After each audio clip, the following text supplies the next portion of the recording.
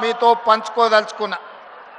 మిత్రులారా, 10 సంవత్సరాల రాక్షస పాలన, ఆనాడు నేరెళ్లలో దళితులను లారీల కింద ఇసుక మాఫియా తొక్కించినప్పుడు గిట్టుబాటు ధర అడిగిన గిరిజనులని ఖమ్మం జిల్లాలో బేడీలు వేసినప్పుడు, ఉద్యోగాల కోసం నిరుద్యోగ యువకులు పోరాడితే లాఠీలను తూటాలను పేలుస్తున్నప్పుడు శాసనసభలో ప్రతిపక్ష నాయకుడిగా బట్టి విక్రమార్క గారు, కాంగ్రెస్ పార్టీ అధ్యక్షుడిగా పిసిసి అధ్యక్షుడు హోదాలో నేను ఆనాడు పాదయాత్ర చేపట్టి తెలంగాణలో నలుమూలలు తిరిగినాం. సరిగ్గా జూలై మాసం 2023 నాడు ఖమ్మం పట్టణంలో ఒక అద్భుత సన్నివేశం జరిగింది. ఆనాడు ఆదిలాబాదులో మొదలైన మిత్రులు బట్టి విక్రమార్క గారి పర్యటన ఖమ్మం జిల్లాలో ముగింపు సందర్భంగా మిత్రుడు, మీ అభిమాన నాయకుడు, సోదరుడు పొంగులేటి శ్రీనివాసరెడ్డి గారు కేసీఆర్ను, బీఆర్ఎస్ పార్టీని 100 అడుగుల గోతి తీసి పాతి పెట్టడానికి కంకణం కట్టుకొని ఇక్కడి నుంచి కూతవేటు దూరంలో ఆనాడు సమావేశాన్ని ఏర్పాటు చేసి మన అభిమాన నాయకుడు, కాబోయే భారత ప్రధాని రాహుల్ గాంధీ గారిని ఆహ్వానించినప్పుడు ఈ ఖమ్మం జిల్లా ప్రజలు లక్షలాదిగా ఉప్పెనై కమ్మేసి ఆనాడు బీఆర్ఎస్ ను బందబెట్టిన మాంతు జూలై మాసం 2023 సరిగ్గా 36 నెలలు పూర్తి చేసుకున్న సందర్భంగా ఇదే జూలై మాసం 2026 నాడు చింతకాని మండలంలో మళ్ళీ ఆశీర్వాద సభ పెడితే వేలాదిగా మీరు ఉప్పెనై కమ్మేసి బీఆర్ఎస్ ను మలక ఎత్తనీయము. ఖమ్మం జిల్లాలో బీఆర్ఎస్ అనే పదము నిషేధించబడ్డది. ఈ ఖమ్మం జిల్లాలో ఈ విషపు మొక్కను మళ్ళీ మొలకెత్తనీయమని ఈనాడు ఒట్టేయడానికి విచ్చేసిన మా ఖమ్మం రైతాంగానికి మనస్ఫూర్తిగా నేను కృతజ్ఞతలు తెలియజేస్తున్నా. మిత్రులారా, ఇవాళ ఈ సభ ఆషామాషి సభ కాదు. ఈ సభ పరిపాలనకు సంబంధించిన సభనే కాదు, భవిష్యత్ ప్రణాళికలను రచించుకొని తెలంగాణ రాష్ట్రం 4 కోట్ల ప్రజలు ఏ దిశగా, ఏ వైపున రాబోయే శాసనసభ ఎన్నికల్లో తీర్పు ఇయ్యబోతున్నారో మిమ్మల్ని అందరినీ చూసిన తర్వాత నాకు అర్థమయ్యింది. చాలామంది మీడియా మిత్రులు ఈడ ఉండొచ్చు, లేదా హైదరాబాదు నగరంలో ఉండి చూస్తున్న మీడియా మిత్రులకు నేను ఒక అంశాన్ని గుర్తు చేయదలుచుకున్నా. ఆనాడు జూలై 2023 నాడు ఖమ్మంలో రాహుల్ గాంధీ గారి బహిరంగ సభ, బట్టి గారి పాదయాత్ర ముగింపు, మిత్రుడు పొంగులేటి గారి కాంగ్రెస్ పార్టీలో చేరిక సభ తరువాత గాంధీ భవన్ లో పాత్రికేయ మిత్రులు నన్ను కలిసిండ్రు. వాళ్ళతో చర్చాగోష్ఠి జరిగినప్పుడు కాంగ్రెస్ పార్టీకి ఉప ఎన్నికల్లో డిపాజిట్లు రావడం లేదు, భారతీయ జనతా పార్టీ వేగంగా వస్తుంది, బీఆర్ఎస్ కేసీఆర్ మాయ మాటలు మూటలతో ఎన్నికలకు వస్తున్నాడు, ఆ మాయ మాటలకు బీఆర్ఎస్ ఎన్నికల్లో పెట్టే మూటలను మీరు ఎట్లా తట్టుకొని ఎన్నికల్లో మీరు గెలుస్తారని నన్ను అడిగారు. ఆనాడు నేను ఒక్క మాట స్పష్టంగా చెబితే గుర్తుండదని పెద్దలు ఒక మాట చెప్పిండ్రు, సౌ బక్నా ఏక్ లిఖ్నా అని. ఆ మీడియా మిత్రులకు నేను ఒక మాట చెప్పిన, మీరు కాగితం తీసుకొని రాయండి, సీల్డ్ కవర్లో పెట్టండి, డిసెంబర్ ఎన్నికల తర్వాత ఫలితాలు వచ్చినప్పుడు నేను చెప్పింది నిజమా కాదా తెరిచి చూడండి. ఈరోజు నేను చెబుతున్నా అని ఆనాడు ఒక మాట చెప్పిన. మీడియా మిత్రులకు నేను ఇవాళ గుర్తు చేయదలుచుకున్నా. ఖమ్మం మీడియా మిత్రులు, హైదరాబాద్ గాంధీ భవన్ మీడియా సోదరులను మీరు అడిగి తెలుసుకోండి నేను చెప్పింది నిజమా కాదా. ఆనాడు నేను ఒక్క మాట చెప్పిన, రాబోయే ఎన్నికల్లో ఖమ్మం సభ చూసిన తర్వాత కాంగ్రెస్ పార్టీకి 65 ఎమ్మెల్యేలు గెలుస్తారు, సిపిఐ పార్టీ 1 సీటు గెలుస్తుంది, బీజేపీ 8 నుంచి 9 సీట్లు గెలుస్తాయి, ఎంఐఎం 7 లేక 6 సీట్లు గెలుస్తాయి, మిగిలినవి మాత్రమే కేసీఆర్ భజన పరులు గెలుస్తారని నేను చెప్పిన. డిసెంబర్ 3, 2023 నాటి ఫలితాలు 64 సీట్లు కాంగ్రెస్ పార్టీ గెలిచింది, 1 సీటు సిపిఐ గెలిచింది. కానీ ఆ తర్వాత 1 సీటు తగ్గితే ఉప ఎన్నికల్లో తెలంగాణ ప్రజలు 2 సీట్లు ఇచ్చిండ్రు.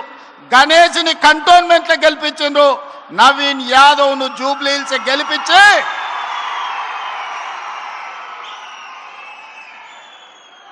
64 సీట్లను 66 సీట్లు చేసిరు.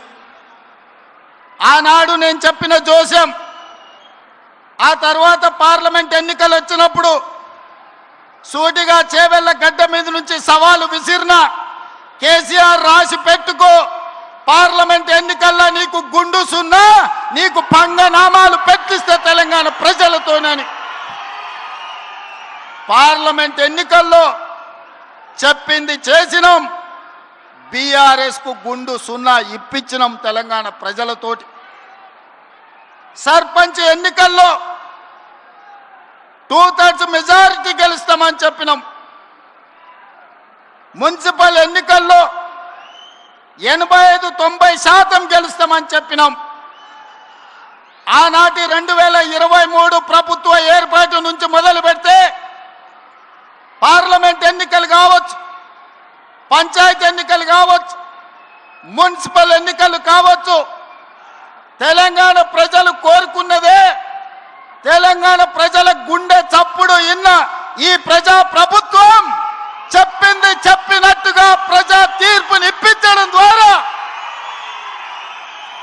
పాపాల బైరోడుని ఫామ్ హౌస్లో బంధించినాం. ఇక ఈ పశుపతికి విముక్తి లేదు, పాపాల బైరోడు ఫామ్ హౌస్లోనే బందీ అవుతాడని చెప్పిన మా నాడు. ఇవాళ మీడియా మిత్రులారా రాసుకోండి, ఖమ్మం జిల్లా చింతకాని మండలం వేదికగా లక్షలాది మంది ఖమ్మం బిడ్డల సాక్షిగా భవిష్యత్తు చరిత్రను, జరగబోయే కురుక్షేత్రాన్ని ఈ వేదిక నుంచే నేను చెప్పదలుచుకున్నా. కౌరవ వంశాన్ని సర్వం తెలంగాణ గడ్డ మీద నుంచి తొలగించే వరకు, కౌరవ వంశం అంటే కల్వకుంట్ల కుటుంబం, ఈ కల్వకుంట్ల కుటుంబాన్ని తెలంగాణ గడ్డ మీద రాజకీయ ముఖ చిత్రం నుంచి పాతాళానికి తొక్కే వరకు కాంగ్రెస్ పార్టీ కార్యకర్తలు విశ్రమించరు, ఒక్క క్షణము రెస్ట్ తీసుకోరు అని నేను మాట ఇస్తున్నా. మీడియా మిత్రులారా, ఈనాడు కేంద్రంలో జరుగుతున్న రాజకీయ పరిణామాలు మనం చూస్తున్నాం. నరేంద్ర మోడీ, అమిత్ షా గారు మమతా బెనర్జీ పార్టీని చీల్చడం, ఆ పార్టీని చీల్చడం, ఇతర పార్టీలను లొంగ తీసుకోవడం, వాళ్ళు అనుకున్న సీట్లు పెంచాలన్న బిల్లును రాబోయే పార్లమెంటులో ఎట్లయినా సరే బెదిరించైనా అదిరించైనా లొంగ తీసుకొనైనా బిల్లు ఆమోదింపు చేసుకోవడానికి సర్వశక్తులు ఒడ్డుతున్నారు. ఈ పాపంలో వాళ్ళు విజయం సాధించడానికి అవకాశం ఉంది. అందుకే ఈనాడు తెలంగాణలో ఉన్న 119 అసెంబ్లీ నియోజకవర్గాలు రాబోయే 2029లో జరగబోయే ఎన్నికలు, ఆనాటి జోస్యం ఎన్నికల 6 నెలల ముందు చెప్పిన, ఈనాడు నేను చెబుతున్న ఎన్నికల జోస్యం 36 నెలల ముందు ఖమ్మం గడ్డ మీద నుంచి నేను చెప్తున్నా, రాబోయే ఎన్నికలు 2029 డిసెంబర్లో జరగవు, 2028 డిసెంబర్లో జరగవు, 2029 మే జూన్ మాసంలో మన శాసనసభ ఎన్నికలు జరుగుతాయి.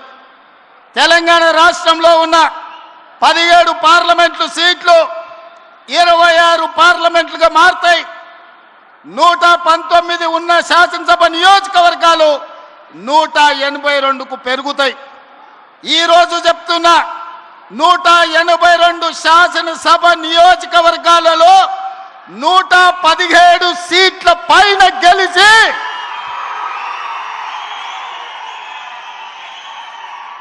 117 మీడియా మిత్రులారా రాసుకోండి, 117 అంటే 117 శాసన సభ్యులను గెలిపించుకొని రెండవసారి తెలంగాణ రాష్ట్రంలో ప్రజాపాలనను కాంగ్రెస్ ప్రభుత్వాన్ని గెలిపిస్తాం. రాముడు మీద, భద్రాచలం రాముడు మీద ఆనా, ఇది ఖమ్మం కాంగ్రెస్ కార్యకర్తల మాట. కాసుకో చంద్రశేఖర్ రావు, నువ్వు, నీ కొడుకు, నీ అల్లుడు, నీ బిడ్డ, నీ చుట్టాలు, నీ భజన పరులు, నీ ఒప్పందాలు, నీ దొంగ సర్వేలు చేసే దొంగ ఏజెన్సీలతో సహా గుర్తు పెట్టుకోండి. ఈ తారీఖు జూలై 10, 2026 నాడు మాట చెప్తున్నా. ఈ మాట కోసం రోజుకు 18 గంటలు పనిచేస్తాం మేమందరం, మా మిత్రులందరూ. ఒక్క క్షణం కూడా అలుపెరగము, ఆలస్యం చేయము, ఎవరిని కూడా అన్యాయం జరగనీయం. తెలంగాణ ప్రజలకు, దళితులు, గిరిజనులు, ఆదివాసీలు, బలైన వర్గాలు, మైనారిటీలు, మహిళలు, రైతులు, విద్యార్థులకు ఈ సంక్షేమ ప్రభుత్వం, ఈ ప్రజా పాలన ఒక సుభిక్షమైన పరిపాలన అందిస్తుంది, రామరాజ్యాన్ని తీసుకొస్తుంది. ఆనాడు మీ అందరికీ తెలుసు, వరేసుకుంటే ఉరేసుకున్నట్టే అని చంద్రశేఖరరావు అన్నాడు. ఈనాడు ఉత్తమ్ కుమార్ రెడ్డి గారు, భట్టి విక్రమార్క గారు, తుమ్మల నాగేశ్వరరావు గారు వరేసుకుంటే 500 రూపాయల బోనస్ ఇచ్చి చివరి గింజ వరకు కొంటాం. దేశంలోనే తెలంగాణ రాష్ట్రాన్ని ఆదర్శంగా నిలబెడతామని చెప్పారు.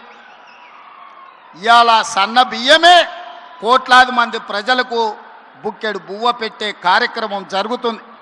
అందుకే మిత్రులారా, ఈనాడు రైతుల కోసం వ్యవసాయం దండుగ కాదు, వ్యవసాయం పండుగ చేయాలి, రైతును రాజును చెయ్యాలన్న ఆలోచనతోని మీ నాయకుడు తుమ్మల నాగేశ్వరరావు గారు ఏది ఏమైనా 600 అయినా అక్కడి సూర్యుడు ఇక్కడ మలిసినా రైతు భరోసా నిధులు ఇవ్వాలి, మీరు సహకరించాలని నన్ను భట్టి గారిని అడగడం జరిగింది.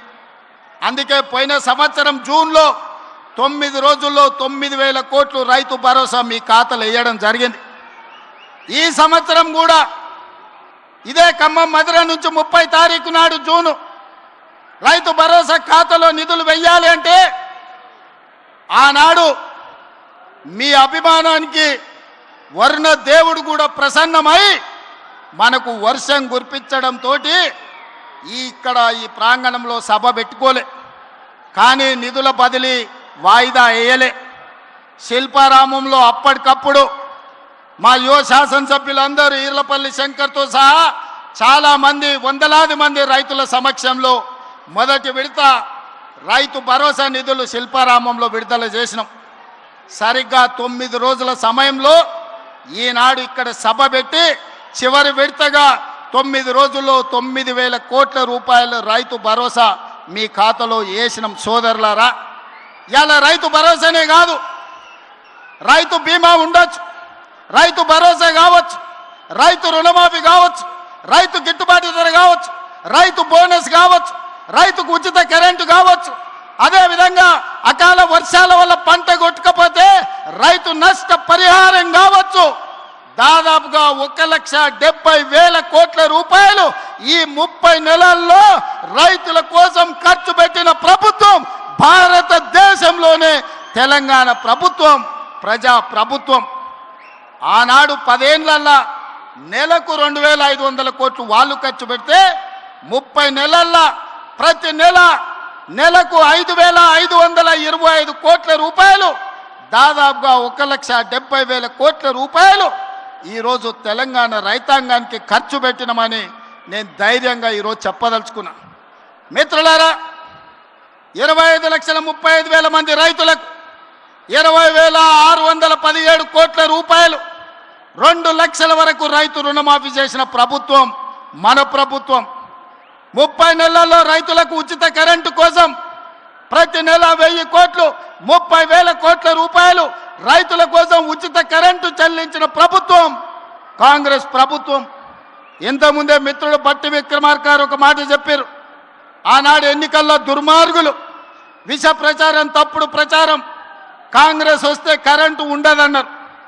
ఇవాళ కల్వకుంట్లలో నేను అడుగుతున్నా, కరెంటు వైరు పట్టుకో కాకిలాక మాడి మసైపోతావా లేదా నేను చూస్తా. అది రాత్రైనా పొద్దునైనా ఎప్పుడైనా ఉచిత కరెంటు మా పేటెంట్. ఆనాడు 2004 ఎల్బీ స్టేడియంలో డాక్టర్ వైఎస్ రాజశేఖర రెడ్డి గారు మొట్టమొదటి సంతకం పెట్టి రైతాంగానికి ఉచిత కరెంటు అందించి రైతుల మీద ఉన్న 1000 కేసులను తొలగించి 1,400 కోట్ల రూపాయల రైతుల బిల్లులను మాఫీ చేసి మొట్టమొదటి సంతకం సువర్ణ అక్షరాలతో పెట్టింది వైఎస్ఆర్ కాదా, కాంగ్రెస్ ప్రభుత్వం కాదా అని నేను అడుగుతున్నా. వెనుకటికెవడో తలాతోక లేనోడు తాత దగ్గరకు వచ్చి నీకు దగ్గు నేర్పుతా అని చెప్పిండంట. తాత వాడిని చూసి సుట్ట చేతికిచ్చినాడు. ఈ సుట్ట పిలిచిరా ఒకసారి పిల్లగాని. సుట్ట పిలిచి కళ్ళు తిరిగి బోర్ల బొక్కలు పడ్డాడంట. అట్లనే ఉచిత కరెంటు గురించి ఈరోజు కేసీఆర్ వాళ్ళ బంట్రోతులు వచ్చి మనకానే చెప్పేది. 10 ఏళ్ళు ఉచిత కరెంట్ ఇచ్చి రైతులను ఆదుకున్న కాంగ్రెస్కు ఉచిత కరెంటు పేటెంట్ రైట్ అయితే మనల్ని కాదని దాన్ని కొట్టేద్దామని చూసారు. ఇవాళ అందుకే ఉచిత కరెంటుతో పాటు రైతులు పండించిన పంట 500 బోనస్ కింద 3,500 కోట్లు, రైతు బీమా కింద 1,000 కోట్ల రూపాయలు, ఇలా చెప్పుకుంటూ వెళ్తే రైతులను ప్రతి సందర్భంలో కష్టం వచ్చినా నష్టం వచ్చినా రైతు బాగుంటేనే ఎద్దేడ్చిన వ్యవసాయం, రాయితేడ్చిన రాజ్యము బాగుండదని పెద్దలు ఎట్లయితే చెప్పినరో రైతు కళ్ళల్లో ఆనందం చూడాలి. ఆ రైతుల ఆనందమే మా ఆశీర్వాదము. ఈ రైతు ఆశీర్వాద సభ అని ఈనాడు సభను ఏర్పాటు చేసుకున్నాం. కుళ్ళు కుతంత్రాలు, కుట్రలు, తప్పుడు ప్రచారాలు, ఇంట్లోనే పోటాపోటీ, ఒకని మీద ఒకనికి నమ్మకం లేదు. వాడిని చూస్తే వీడు, వీడిని చూస్తే వాడిని నమ్మడు. వాడో గుంపు వీడో గుంపు, ఈ గుంపులలో గిల్లి కజ్జాలు. మన కన్నెపల్లికి పోయిండు, మేడిగడ్డల నీళ్లు నింపండి కన్నెపల్లి ఎత్తండి. అరే బుర్రత కూడా, ఒకవేళ మేడిగడ్డల గేట్లు దించి నీళ్లు నిలబెడితే మేడిగడ్డ ఇప్పటికే కుంగిపోయింది. రేపు తెగిపోతే భద్రాచలం రాముడే ఉండర్రా, 44 ఊర్లు ఖమ్మం జిల్లాలో కొట్టుకుపోతే దుర్మార్గుడా. నీ లుచ్చ రాజకీయాల కోసం మేడిగడ్డ నింపాలి, భద్రాచలం కొట్టుకుపోయేటట్టు చెయ్యాలా అని అడిగితే నోట్లో మాట లేదు. తెల్లారే వాళ్ళ బావ వచ్చిండు. ఇక ఈ బామ్మార్దులు వెనుకడికి ఎవడో ఉన్నాడంట. బామ్మార్ది తపస్సు చేసిండు. రాజ్యంలో రాజును ఎట్లయినా తండ్రి రాజ్యం ఇస్తలేడు, తండ్రిని కానేసి రాజ్యంను ఏలుకోవాలని పెద్ద మర్రి చెట్టెక్కి తపస్సు కూర్చున్నాడు. బామర్ది మా అయ్య పోవాలి, నాకు అధికారం రావాలని కఠోరమైన తపస్సు చేసిండు. ఆ తపస్సుకు దేవుడు ప్రత్యక్షమయ్యే పరిస్థితి వచ్చింది. బావకు తెలిసింది బ్రహ్మదేవుడు వచ్చేటట్టే ఉండు, బామ్మార్దికి వరం ఇచ్చేటట్టే ఉండని. మళ్ళీ నేను బయట ఉంటే ఆగమైతాని వాడు వచ్చి చెట్టు కింద కూర్చున్నాడు, ఏర్ల కాడ ఊడల కాడ. దేవుడిగా బయలుదేరిండు. మొదట బామ్మార్ది దగ్గరకు వచ్చిండు. ఈ లోపల బామ్మార్దికి తెలిసింది కింద బావ కూడా కూర్చున్నాడు తపస్సు చేస్తుంటే దేవుడు ఆడుకోతాడని. వీడికి అసలే మిడిమిడి జ్ఞానం తెలివి తక్కువడు, కిందల పడేది తెలియదు కీసల పడేది తెలియదు. అందుకే దేవుడు రాగానే ఆలోచన చేసాడు, ఏమడిగినా మా బావగాడు తెలివి కల్లోడు ఎక్కువ అడుగుతాడేమని, స్వామి వస్తే వచ్చినావు కానీ ఓ పని చేయి, నాకు వరం ఇవ్వాలంటే నాదో కన్ను ఓడు అని అన్నాడట. అదేంటంటే నేను మళ్ళీ చెప్తా కానీ స్వామి నువ్వు అయితే మొదలు కన్ను ఓడు అని. సరే వీడు ఇంత కఠోరమైన దీక్ష చేసి కన్ను ఓడడం అంటే నాదేం పోయిందని వాని కంట్లో ఏలు పెట్టి పొడిచిండు, వాని కన్ను పోయింది. కిందికి బావ దగ్గరికి వచ్చిండు, మరి నీ సంగతి చెప్పని. వాడు అనుకున్నాడు మా బామ్మార్ది గాడు ఏమేమి అడిగిండో నాకు తెలియదు, ఓ పని చేయి స్వామి మా బామ్మార్ది అడిగిన దానికి నాకు డబల్ ఇ అని అడిగిండంట. ఆలోచన చేసుకో అని చెప్పాడు. ఇక లేదు స్వామి ఆలోచన లేదు గీలోచన లేదు, మా బామ్మార్దికి ఇచ్చిన వరానికి నాకు డబల్ వరం ఇయ్యమని.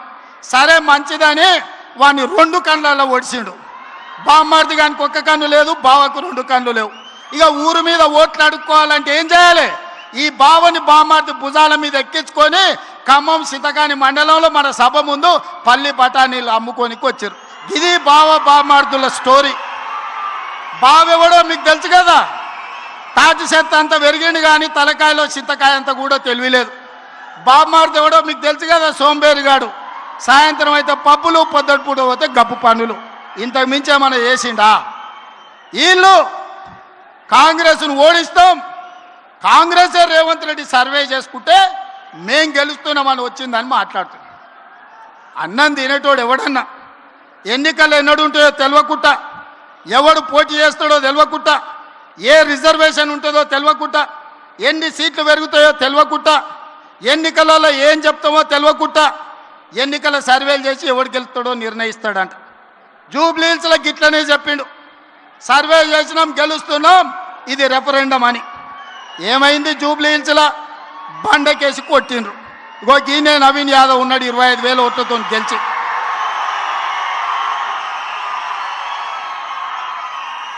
మనము పెళ్లికి బ్యాండ్ మేళమోని పిలుచుకుంటాం. బ్యాండ్ మేళమోడు మనం ఏదో అడిగితే గదే దరువు వాయిస్తాడు. వీడు సర్వేలకు ఇచ్చేటోడు కూడా వాని సర్వేలు ఇచ్చి బ్యాండ్ మేళం వాయించమంటే వీనికి సంతోషం కలిగేదే వాయిస్తాడు తప్ప నిజము చేదుగా ఉంటుందని వాడెందుకు చెప్తాడు? అసలు వాళ్ళయ్యా ఆయల్లా రెండోసారి ప్రభుత్వం వచ్చినప్పుడు హరీష్ రావును మంత్రిని చేయనికే ఏడాది పట్టింది. ఆయల్లా పార్టీలకు వెళ్ళే మెడల్ పట్టి దొబ్బాలని చూసిరు. ఇవాళ కన్నెపల్లి పోతుంటే కేటీఆర్ హరీష్ రావుని ఎంబడి తీసుకపోలే. ఆల్రెడీ హరీష్ రావు బీజేపీలతోని సందపూసుకేస్తూనే ఉన్నాడు, చీకట్ల మాట్లాడుతూనే ఉన్నాడు. కాదని భద్రాచలం రావుడి మీద ఒట్టేయమను హరీష్ రావును. నేను బీజేపీలతో మాట్లాడతలేను, బీజేపీలకు ఓనని భద్రాచలం రాముడి మీద వాళ్ళ మేనమామ కేసీఆర్ మీద ఒట్టేసి హరీష్ని చెప్పమను. నువ్వేడుంటావో తెలియదు, నీ బావేడుంటాడో తెలియదు. కేసులకు భయపడి నీ పార్టీని బీజేపీలో విలీనం చేస్తామని నీ చెల్లెలే ఒక పక్క నుంచి చెప్తుంది. మీ దొంగ సొమ్ము 1400 కోట్లు ఆంధ్ర కాంట్రాక్టర్ల నుంచి కొల్లగొట్టిరా నీ సొంత చెల్లెలే చెప్తుంది. సిగ్గులేనోడా, ఇన్ని నిజాలు ఇట్లుంటే తెలంగాణ ప్రజలు నీకు ఓటేస్తారు అనుకుంటున్నావా? మా అక్కలకి ఈయనే ఉండ్రు ఇందిరమ్మ చీరలు కట్టుకొని పాలపిట్టలు లెక్క. మా అక్కలందరూ సిద్ధమవుతున్నారు. సలాకి ఎర్ర గాల్చి మీ శివరాసన్ లాంటి వాళ్ళకు వాతలు పెట్టాలని. మీ ఖమ్మంలో కానీ శివరాసన్ ఉన్నాడు తెలుసు కదా, తెలుసా?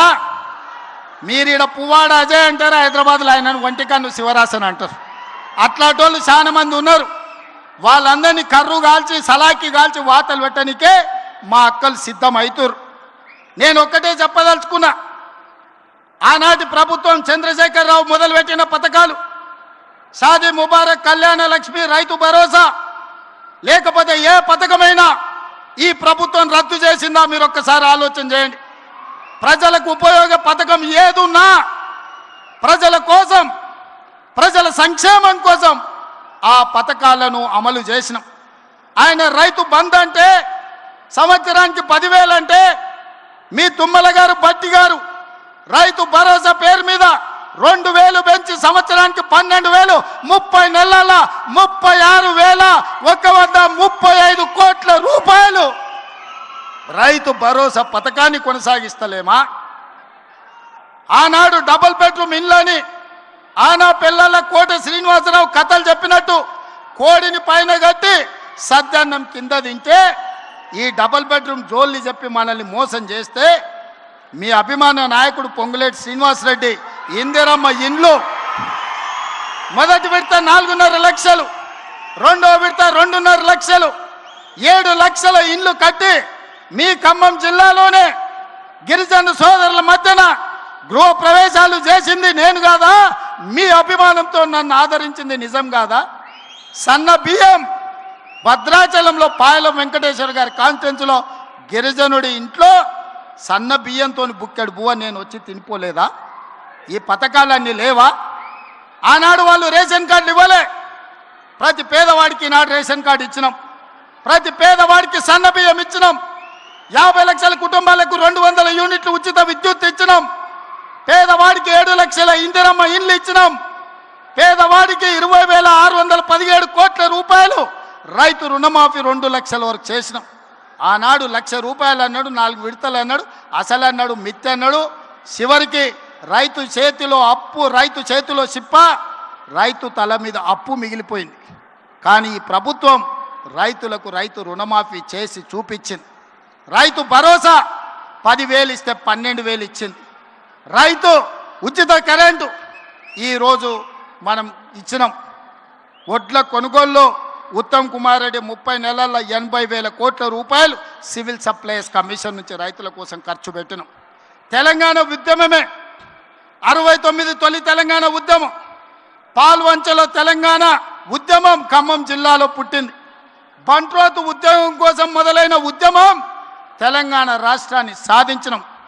చంద్రశేఖరరావు మాత్రం నిరుద్యోగుల కళ నెరవేర్చలే.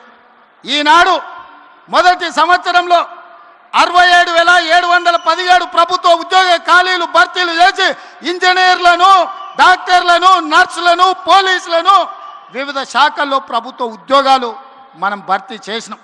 ఇట్లా చెప్పుకుంటూ వెళ్తే రైతు రుణమాఫీ కావచ్చు, రైతు భరోసా కావచ్చు, రైతు బీమా కావచ్చు, రైతు బోనస్ కావచ్చు, నిరుద్యోగ ఉద్యోగ నియామకాలు కావచ్చు, ఆడబిడ్డలకు 60,000 కోట్ల రూపాయల బ్యాంకు లింకేజ్ కావచ్చు, బతుకమ్మ పేరు మీద ఆడబిడ్డల చీరలలో కూడా కమిషన్లు కొడితే గాడిదలారా ఈడనే తగిలబెట్టిరు. మీరు ఇచ్చిన చీరలు పిట్టలను బెదిరించనిక పొలాలకు కట్టిరా అన్నాడు. కానీ ఇవాళ గాడ మా అక్క కనిపిస్తుంది పాలపిట్ట రంగు, కెమెరాకి అక్కడ తిప్పుర్రా. మా అక్క పాలపిట్ట రంగు చీర కట్టుకొని వచ్చి గోసై పైకి ఎత్తింది చూడు. ఇంటాయన కూడా అరే మా ఆమె ఎంత అందంగా ఉందా పాలపిట్ట చీరలు అనుకునే పరిస్థితి.